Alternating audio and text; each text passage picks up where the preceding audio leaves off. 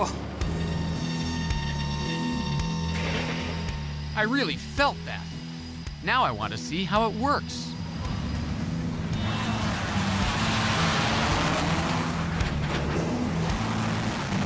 Welcome to Navy Airlines.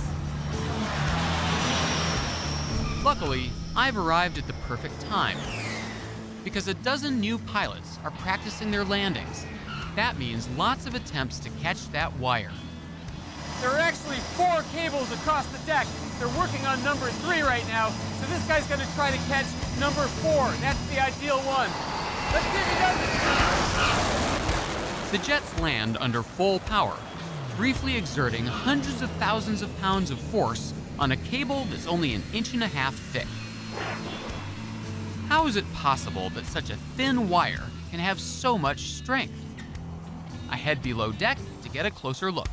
So I think I understand how these planes land, because I came in on one of these planes. The plane has a hook underneath, and then there's this big steel rubber band on the deck that stretches a little bit and then unstretches. Am I right? No, sir. It looks like that, yes it does, but that actual rubber band that you're talking about, the actual wire, comes down here and actually leaves from here. This is actually the cable that you're going to see going across that flight deck. Every time a plane hits the cable, this powerful hydraulic piston goes into action.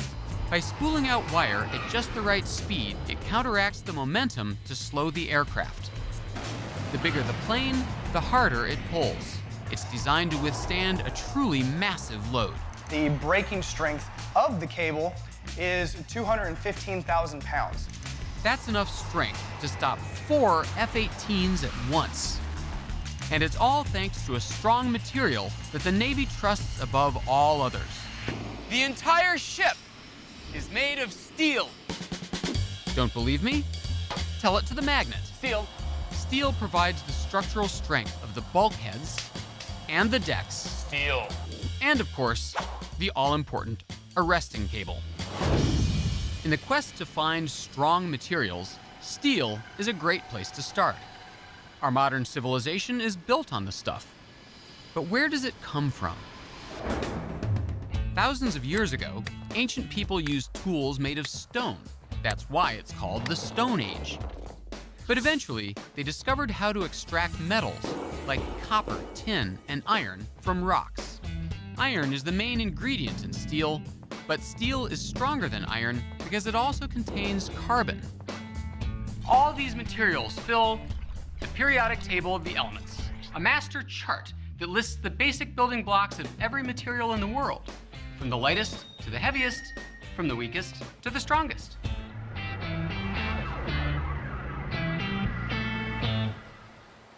The ability to withstand pulling forces is called tensile strength, and steel has it in abundance. But it's not unbreakable. Each time a plane hits the wire, the impact takes a toll, with potentially disastrous results. In 1993, this fighter had nearly come to a complete stop when the cable suddenly snapped. The plane was lost, but the pilot ejected to safety. Sudden failures like these are rare because the crew doesn't wait for the cables to wear out. So the doubled up cable down here on the pulleys, you replace that how often? Every 2,000 arrestments. And they're connected to one across the deck up there that has to be replaced every... 125. How come so much more often? Well, the one on the deck, we call it the cross-deck pennant, or CDP. The CDP takes the blunt force of the tailhook, metal-to-metal contact, at 130 to 140 miles per hour, 125 times. It's amazing that they haven't found some material in the whole world that would last more than 125 landings. I don't know of any metal that can do that yet. Steel has incredible tensile strength. But can it be improved? Can we make this stuff even stronger? That's what Elwood Steel has tried to do for the last century.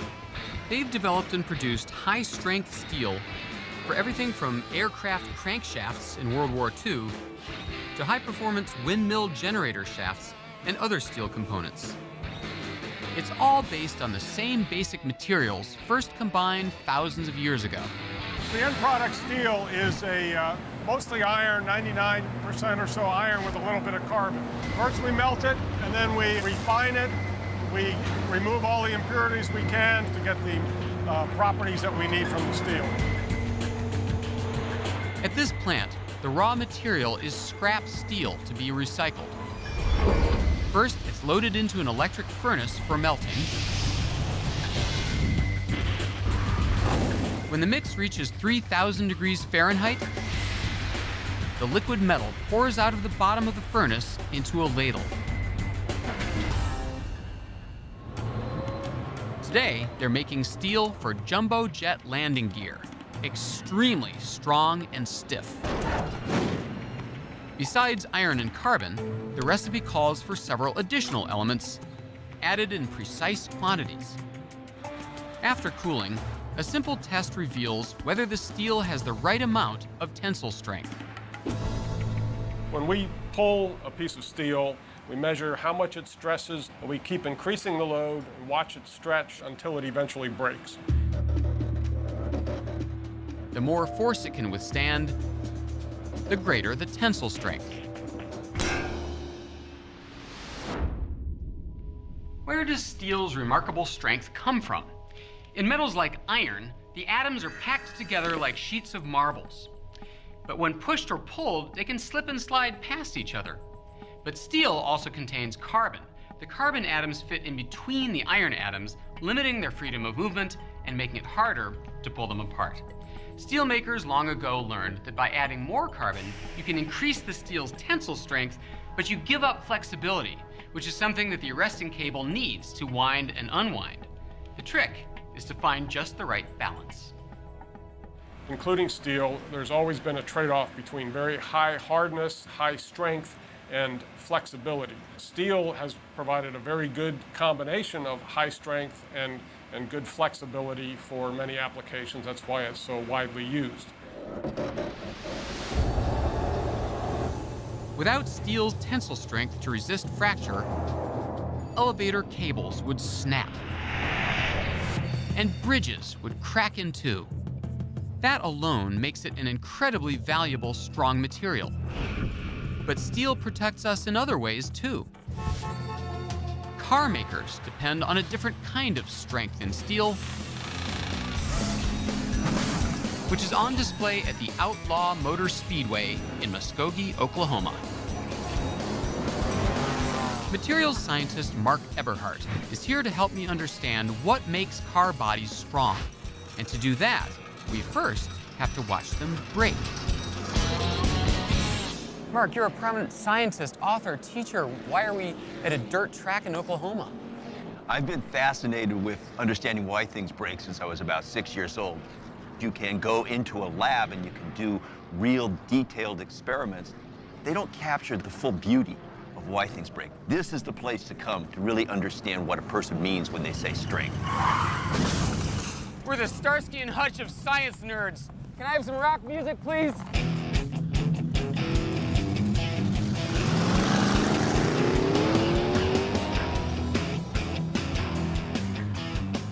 Frankly, I wouldn't mind watching from the stands. But Mark insists that only by becoming crash test dummies ourselves can we understand how steel makes car bodies strong. Most people don't think of strength as kind of a monolithic thing, but it really is a combination. Hey, what's your hurry, pal? Sorry about that. It's really a combination of properties. It's not just one property, the way most people use the word.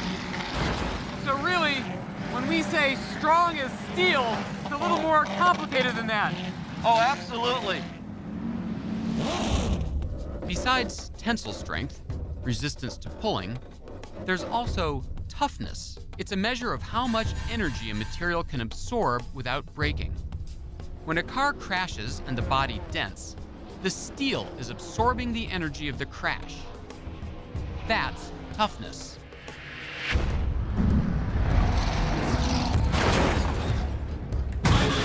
During our 100 laps, the car took some serious hits. Did the steel demonstrate toughness?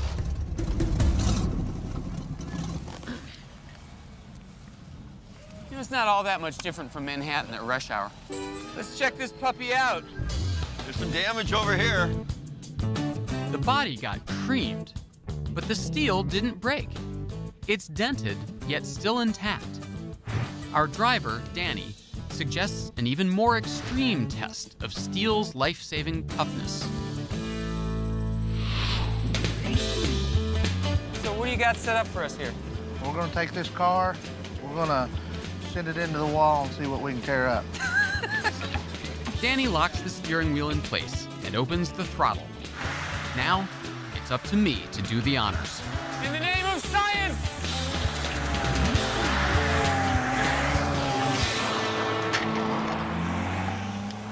We installed a small camera where the driver would normally be.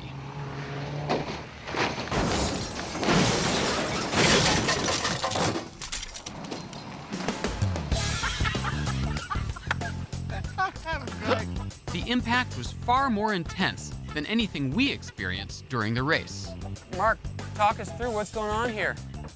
What we can see here is that we've exhausted a lot of the energy in just crumpling this thing up. I think we knocked the axle all the way back. Tell me, is that the case, Danny? It looks like it. Knocked it all the way back into the firewall. That deal will buff right out. Would you have lived, Danny? I would have had a heart attack somewhere between there and here, I don't know.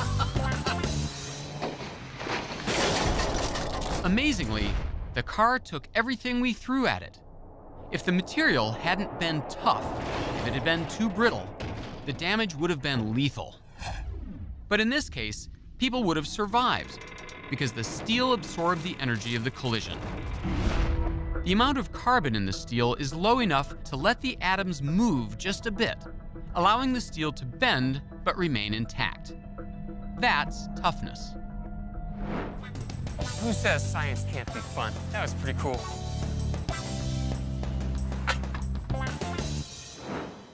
Steel makes the biggest structures on Earth possible. And in the future, when buildings reach a mile or more into the sky and bridges stretch across the sea, steel will be there to support humanity's dreams, because we haven't even come close to exhausting the potential of this most precious metal. But no material is perfect. Even metals have their weaknesses. Consider the suit of armor. Warriors once wore bronze, iron, and steel onto the battlefield. Sure, it was heavy, but it provided good protection. Until around the 15th century, when the gun appeared. Heavy armor became a liability. So for hundreds of years, infantry in the world's bloodiest wars went to battle with little to protect them, because the metal was no match for a bullet. Why?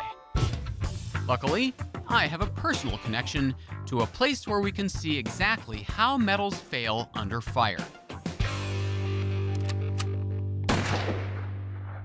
This has got to be my favorite spot at MIT, Strobe Alley, dedicated to the work of my great uncle, Harold Edgerton, a pioneer in the art of high-speed photography. I remember when I was a kid, he was always showing us pictures of what he was doing, you know, smashing light bulbs, shooting bullets through apples, stuff like that. I thought, that's the coolest job in the world. Our plan today is to fire small .22 caliber bullets at several different types of material. Using a high-speed video camera, we'll examine the exact point when the bullet hits, and we'll examine the type of hole it creates. Jim Bales, who runs Strobe Alley, will be our trigger man.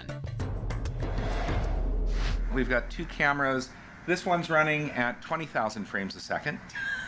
This one's down at a mere 4,000 frames a second. Yeah, and for a point of comparison, normal television like this you're seeing right now is 30 frames a second. So these are running a good bit faster. First up, a piece of steel. It provides about as much protection as a 15th century breastplate. 3, 2, 1.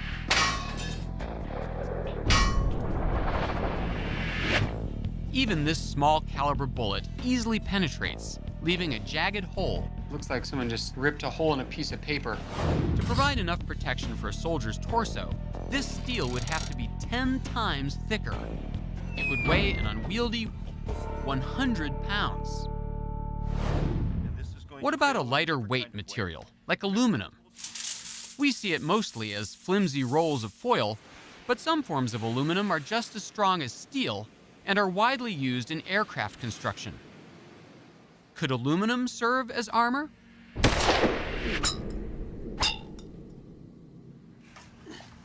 Lo and behold, there's a hole in the metal. Metallurgist, Mark Eberhardt. This is beautiful. The energy of the bullet, or much of the energy, went into folding that metal back. The aluminum shows even more tearing at the point of impact. Pieces of metal light enough to be worn as armor aren't tough enough to stand up to the focused energy of a gunshot. When a bullet strikes the surface, the energy of impact is transferred to the metal, which causes the atoms to slide past each other. Because the energy is focused on such a small area, the movement can be severe, causing cracks to form. If the material is thin enough, the bullet tears right through, like a hot knife through butter. So wearing a full metal jacket into combat is not a wise idea. But if guns made personal armor obsolete, what are these guys wearing? It looks like cloth, but it's stronger than steel, and it's become standard equipment for soldiers, SWAT teams, and bomb disposal squads. I'm talking about Kevlar. When this synthetic fiber is woven into a fabric, Kevlar is strong enough to stop a bullet, or a blade, or even, with a few chemical changes, a fire. Oh, it's hot. Although not as hot as he is. David, what you're about to see here are all the examples that we've got of Kevlar. This is Tucker Norton, ballistics expert and my tour guide here at DuPont, the company that invented the stuff. Over here, we have some examples of vests where Kevlar is being used. Can I try one of these on? Absolutely. Okay, I'm not here to show off the spring collection, but to understand what makes this stuff so strong. Kevlar, so important to American soldiers today, has its roots in a time when the entire United States was in peril. In the early 30s, the Japanese Empire seized control of the world's silk supply, a material used to make parachutes and flak jackets. A frantic search began for a man-made replacement. Then, in 1935, Wallace Carruthers, a brilliant chemist at DuPont, created nylon, the first fiber made in a test tube, not in nature. His breakthrough ushered in the modern age of synthetics. Then, in the 1960s, Stephanie Kwolek, a chemist also at DuPont, created Kevlar. It remains the strongest synthetic fiber ever produced. I know Kevlar can hold up to the most extreme punishment, but I want to see it up close. Our target, a block of clay designed to simulate the human torso. It's protected by several layers of Kevlar. On the other end, the weapon, or rather, the bullet delivery device. This is the gun? This is the gun. Oh, I was We expecting don't a get out gun. here with a, no, none of that. Oh, you're kidding. What's going to happen? Someone's going to pull the trigger and... Is there a trigger? So the trigger is located outside of here. We don't actually do anything firing here while we're You guys inside. are these giant safety wusses. Now here's where we go to fire. I feel like the president. Fail safe. Okay, ready? Aim, fire. You did it. I'm so good. Time to inspect the damage. Even with Kevlar, the simulated chest takes a beating. Whoa! This would have been my chest? Turns out, it looks worse than it is.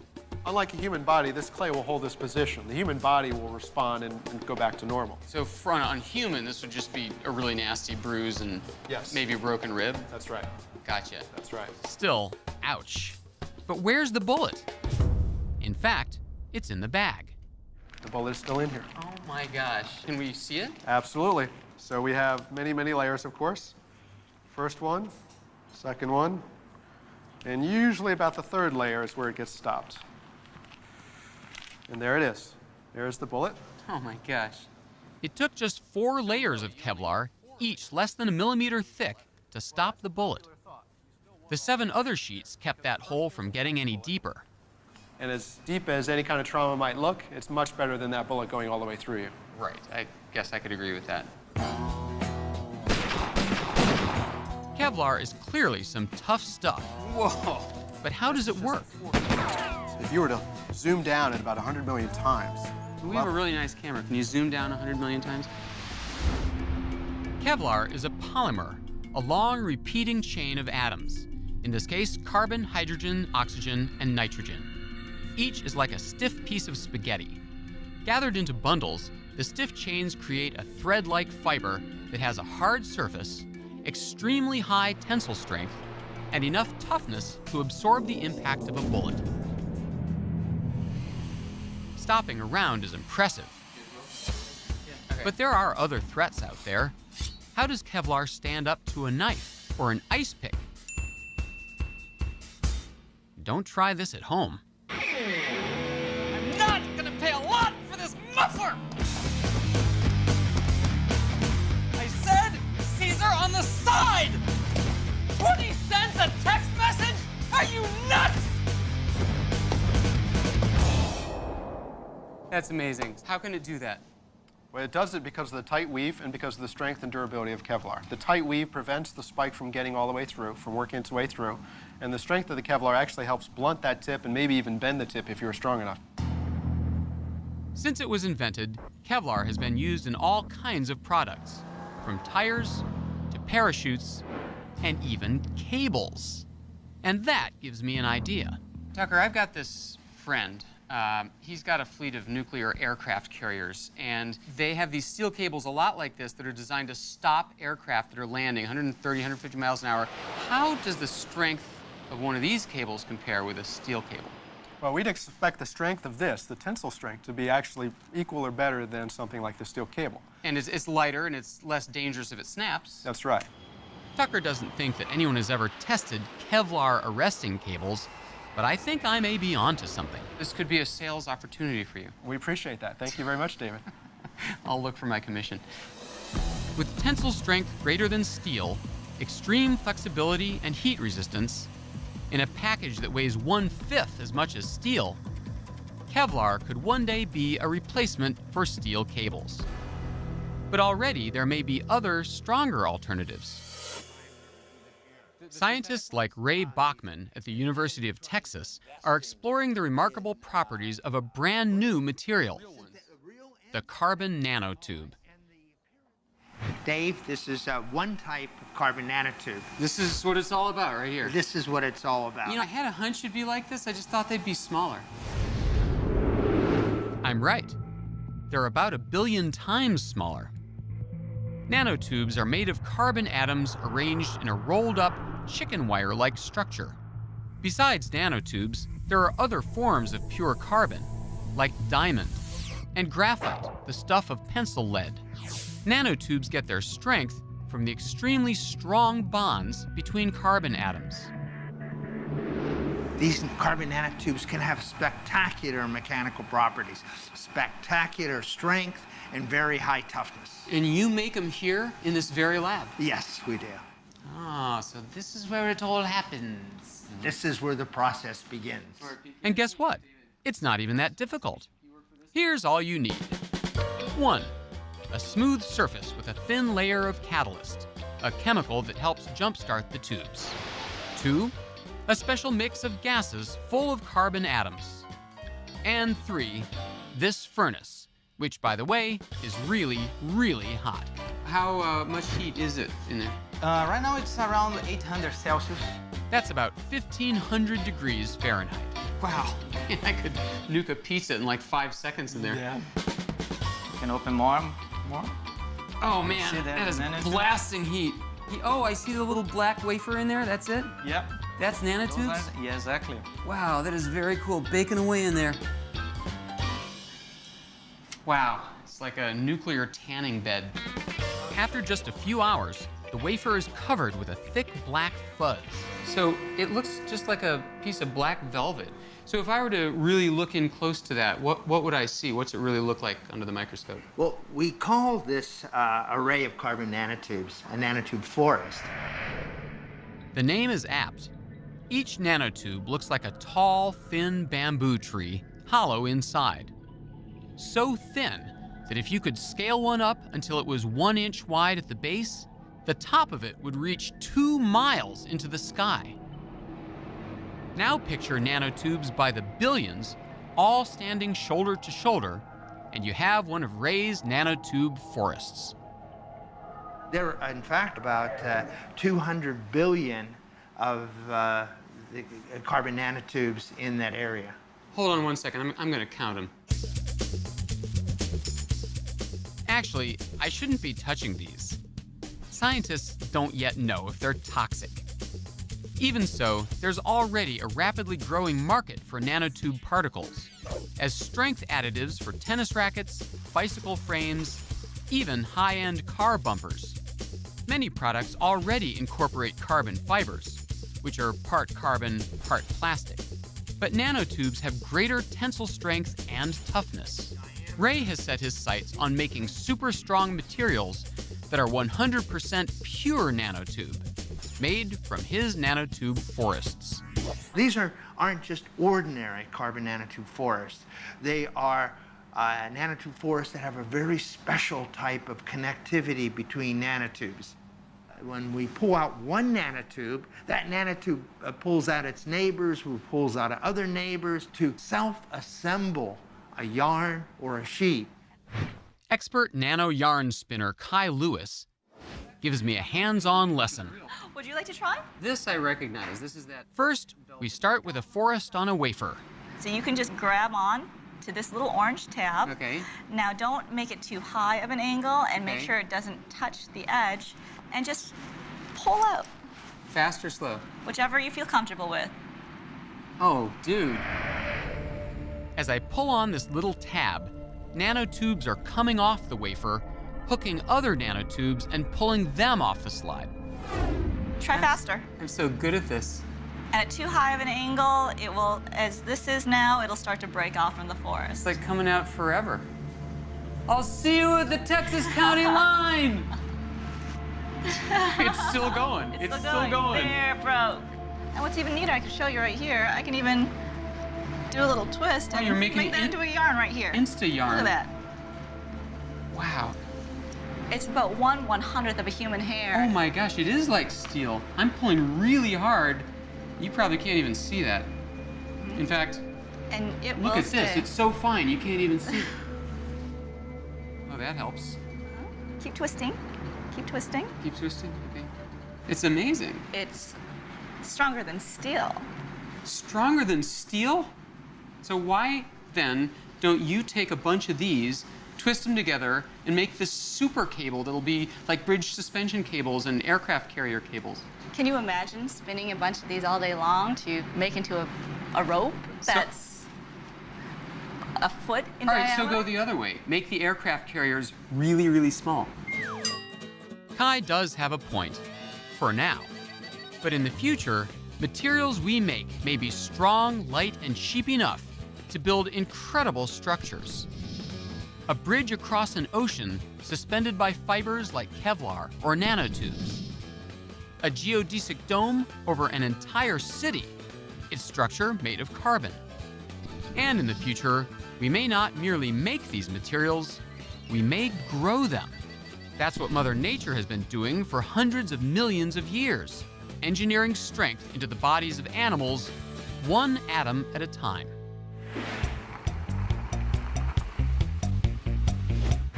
Meet Mark Myers. He's been fascinated by nature's engineering tricks ever since a boyhood encounter in a Brazilian forest.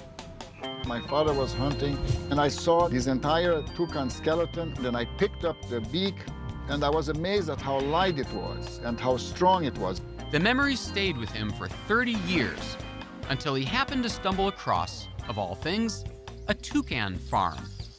There, he made a startling discovery. in the toucan's amazing beak, nature has constructed a large, lightweight, and amazingly tough structure. Nice. He wanted to know how. I'd like to know why. Conservationist Joan Embry is on hand to explain. What is the point of this huge beak? I mean, it does look a little ridiculous. Well, they're primarily a fruit eater, and that extends their reach. They use it as a screwdriver. They use it to find food. Also works defensively as a dagger. The edges are serrated. You tell me that now, when the thing is like 6 inches from my eye? That's why you're holding the tame toucan. Oh. When Mark analyzed the beak of a dead bird, he found that it was made out of 2 different materials, neither one of which is strong. On the outside is the shell. Okay. Oh, it's like bendable plastic. It feels like a fingernail. If the beak was just like this, it would flex. It couldn't grab anything. The inside of the shell is filled with bone, but bone that's so full of air pockets, it's as weak as styrofoam. I just show it to you how I can break it, you see? Right, nothing. And oh, you should try to. Yeah, exactly. Well, it's foam, so it snaps. Well, it would snap if I had any upper body strength. The thin shell and the foamy bone.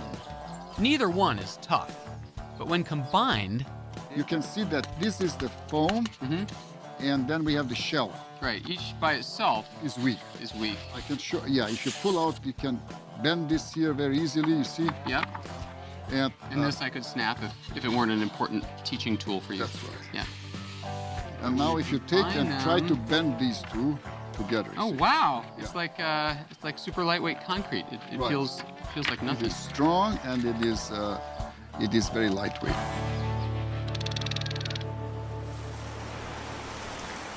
Mark was amazed that evolution had solved such a difficult engineering problem.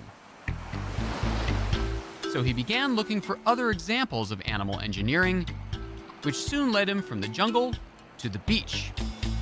This is your lab? You work in a wetsuit on a table by the ocean? For today it is. I've been studying actually, Dave, these shells, the abalone, for some years because they are very, very strong. The abalone has evolved to have a very tough shell, which protects it from the pounding surf and from predators like sea otters. What is this shell made of? You're saying it's not like other shells. It's calcium carbonate, which is the same as chalk. Chalk. Huh. But it's much, much stronger than chalk. Yeah, chalk is not especially strong. I noticed by pure coincidence there's a piece of chalk right here, and I don't think of chalk as sea otter proof. I mean, it just crumbles. It crumbles. The fact that it pulls apart so easily shows that chalk has very little tensile strength or toughness. But that's not the end of the story. Mark tells me not to be fooled by chalk's apparent weakness because it's actually a very strong material. And I was never any good with dominoes. Now, you said that this is weak, right? Yeah. You broke it with your my bare hands. Yeah, now I'll show to you that you can put your entire weight here. If you step carefully here. Can I use you as a ladder? Yeah.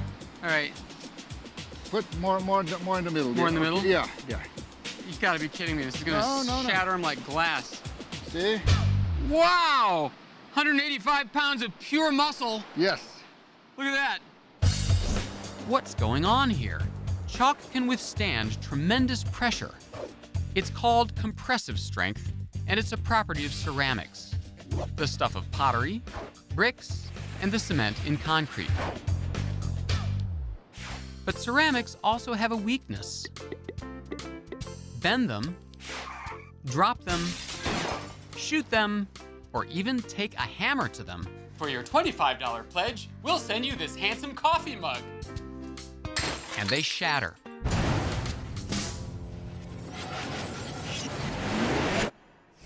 As with other materials, the strength or weakness of ceramics is determined by how their atoms bind together. Chalk is made of calcium, carbon, and oxygen atoms, which are bonded together tightly with no wiggle room. They can't slide past each other. That lets them stand up to tremendous pressure.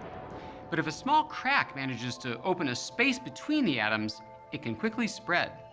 That's why materials like chalk, even though they have high compressive strength, often seem fragile. Take glass, another fragile material. Mark insists that it also has high compressive strength, even more than chalk. Frankly, that seems hard to believe. Okay, here we go. Gonna wind up with an ankle full of glass. Oh my gosh. The chalk is one thing, but these little skinny wine glass stems, something else entirely. Now, are you willing to try it with 3 or 2? No.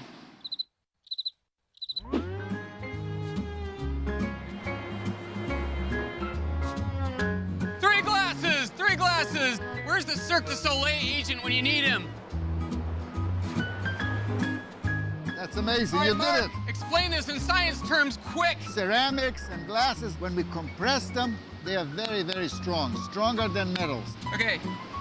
Should we All try right. one? Yes, Let's go do for it. one glass. One glass, let's do people. it. Whoa, whoa.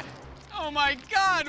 I can't believe it! How is this possible? You did it, One Dave. glass. You I'm did amazing. it. That's the world record.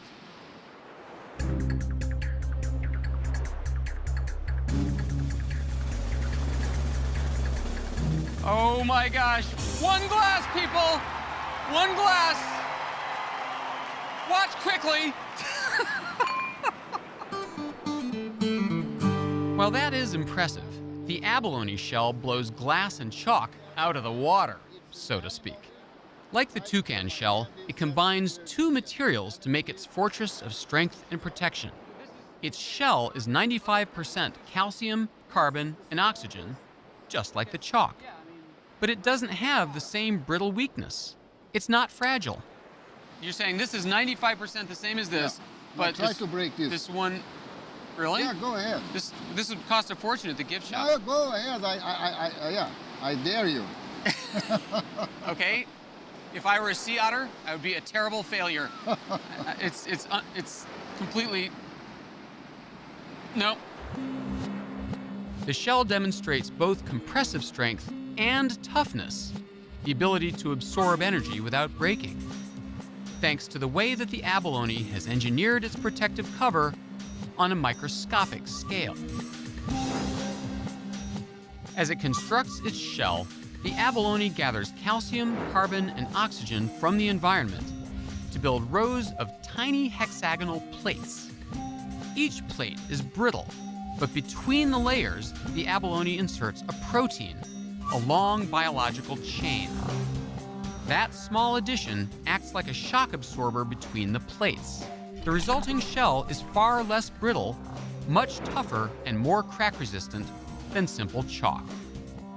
As we learn to apply the lessons of microscopic structure, engineers may one day build pressure-resistant ceramics and glass from the atom up. Beautiful buildings of sculpted concrete that will never crack and will last 1,000 years. Or a deep-sea city with a spectacular view. But when it comes to strong, light, and flexible materials built atom by atom, another natural material may hold the key. It's not new. In fact, it's been around for hundreds of millions of years. It's spider silk. Spider silk has been shown to have more tensile strength than steel and Kevlar. It can stretch to 140% of its length without breaking and remains flexible even in extreme cold. It's also so lightweight that a mere pound of the stuff could form a single strand long enough to stretch around the equator. But could we ever harvest enough to put it to use? I paid a visit to the American Museum of Natural History in New York, where I met Nicholas Godley. This is it. This is your baby? This is the big one. Who enlisted the help of more than 1 million spiders to make this breathtaking piece of fabric. It's the largest known textile and sample or piece of spider silk in the world. To truly appreciate this remarkable material, you have to feel it. The main piece is so valuable, it's off limits, even to its creator. But Nicholas has brought a smaller sample. It feels really, really, really soft. Like animal wool or something. I challenge you to break off this piece. I'm gonna break before it does. Okay, it does not, it's like pulling a strand of steel. Wow. It's beautiful, and it's super strong. Could we ever put spider silk to practical use? It's very difficult, obviously, to do this on a commercial scale, and it took 1,063,000 spiders, roughly, to make. Jeez. It takes about 20 minutes for each spider, and they produce about 400 yards of thread. Each thread was pulled by hand from a spider's spinneret. It took 4 years and millions of strands to weave this 11-foot-long masterpiece. Its rarity is a testament to the sheer difficulty of harvesting this material. But that may soon change, thanks to this guy. So here's where we keep our spiders. We have special little cages for them in this room. Spider Central, huh? Whoa! Not funny! Not funny! You're now an official Spider-Man affiliate. This is Randy Lewis, a biologist at the University of Wyoming who's stuck on spider silk. Wow. This is a golden orb weaver. Golden orb weaver? You just cup your hand and get behind her. Why is she making web right now? Because she wants to make sure if she falls, she catches herself. So she's constantly spinning out that drag line? Whenever they move, they leave the drag line behind. That's kind of where it got its name. Randy has been fascinated by the amazing properties of dragline silk for 15 years. And he knows all too well the difficulty of extracting silk from spiders. So he set out to find a way to mass produce the stuff in hopes of revolutionizing the world of strong materials. Wyoming is ranch country, so when Randy began to consider how to solve the problem, his thoughts turned to livestock. He figured maybe he could combine a little old-fashioned animal husbandry with the emerging science of genetic engineering. Now, thanks to Randy, these goats have just a little bit of spider in them. Transgenic, that's the word for what these goats are? Right, means that they have a gene from another organism that's been put into their chromosomes. Genes are sections of DNA that contain the encoded instructions for making proteins. Scientists identified the 2 genes in spider DNA that make silk. They copied one of the genes and spliced it into the DNA of goats so that they would make spider silk protein in their milk. I'm a little worried about what we're gonna find in here. 8-legged goats, giant dripping webs. You won't be able webs. to tell the normal goats from the transgenic goats because they're all exactly the same.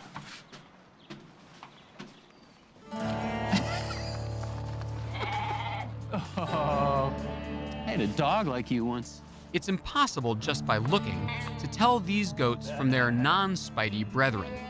But scientifically, they're very valuable. Yeah, you're special. You've been genetically modified. How does it feel to be genetically modified, huh? Only 50% of Randy's goats will inherit the necessary gene, and the females that are born with it will go on to produce spider silk protein in their milk. And that's what I've come all this way to see for myself.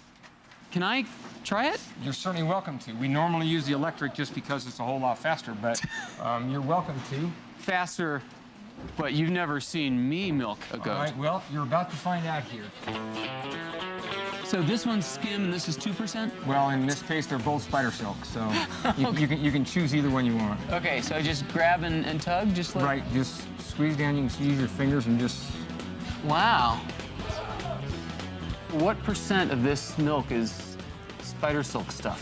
For most of these, it's relatively low, so we're talking about maybe 1 to 2%. Gives 2% milk a whole new meaning. That's right, 2%. Yeah, we'd love to see 10%, but we'll take 2% at this point in time. Next begins the painstaking process of coaxing the silk protein out of the milk. So we take the milk that we collected out at the farm, we pump it onto this column, which has a whole bunch of very small tubes in it. All right. Tubes have holes in it so that the spider silk protein and the milk proteins come out of the tubes and it keeps the fat inside. So what's left is basically goat skim milk. Exactly. Eventually, Randy comes away with a vial of highly concentrated silk protein. How much milk went into making this tiny drop of... From our best goats, that would be about a quarter milk. Wow. And then how much silk can you get out We of can this? get at least 2 to 3 meters. Wow. All right, let's have a look. The final step is the most delicate. Randy's team takes the protein liquid and slowly injects it into an alcohol bath, which causes the liquid protein to solidify into a strand of actual spider silk.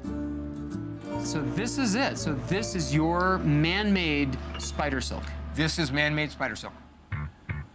Now, to prove its mettle, Randy loads the strand into a machine that measures tensile strength. Look, you can start to see it moving. It is. It's straightening out. The silk stretches as it resists being pulled until... It just broke. I'm sorry, Randy. But there's nothing to be sorry about. A computer measures the force it takes to break the sample, telling them its tensile strength. Remember, the tensile strength of steel, its resistance to being pulled, is what kept my plane from plunging into the ocean. The tensile strength of spider silk appears to be greater than steel or even Kevlar. Not as strong as carbon nanotubes, but more flexible, easier to make in long strands, and certainly not toxic. We are stronger than Kevlar, we're stronger than steel, but we're not stronger than the natural silk. The spider silk protein demonstrates nature's ingenuity. Its structure is comprised of 3 distinct sections. Randy compares one of those sections to children's building blocks. So if you look at a molecular model, what you see is that they have little pins and little holes just like Legos. So if you take and put them together and stack them up like this, and you try to pull them apart. These are proteins here? These are the proteins, and that's part of the protein. We try to pull it apart, it doesn't pull apart. Okay, so if I'm pulling this way and this way, and this is the drag line, and it's not coming apart. That's right. So that's one part of the drag line. Proteins, good for you, okay? So 400 million years, spiders been playing with Legos. The second section of the protein is stretchy. For elasticity, they have something that literally looks like a molecular spring. When you pull on the ends, right, it stretches. Okay, so this is... And that's the elasticity. This would be a different protein? No, it's the same protein. It has different parts. Okay. So we have, in the same protein, we have Legos. Right. We have springs. Okay. And then in order to put them together, we have zippers. Zippers hold things together very well, but they have some flexibility. So you have a way of being able to put this together with a spring. It might be too tight to do that. So you put a zipper in between, and now you have dragline silk. These basic building blocks repeat over and over again, trillions of them in each strand of silk.